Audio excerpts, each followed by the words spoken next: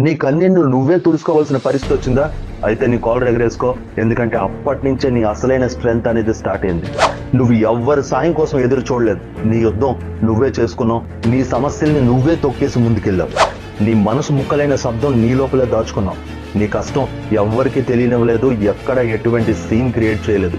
Silent గా బాధను భరిస్తూ నీ లోపల ఒక వన్ మ్యాన్ ఆర్మీనే బిల్డ్ చేసావు. ఇది లైఫ్ లాంగ్ గుర్తుంచుకో.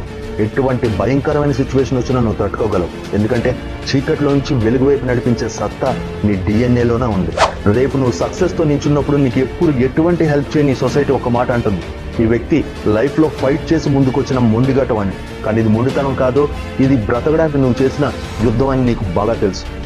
ఆ రోజు నీ కన్నీ లేకపోతే నీ ఫేస్ లో ఒక కూల్ స్మైల్ ఉంటుంది. అప్పుడు ఆ సైలెన్స్ ని బ్రేక్ చేసి నువ్వు ఒకే ఒక మాట అంటావు, ఐఎమ్ సెల్ఫ్ మేడ్.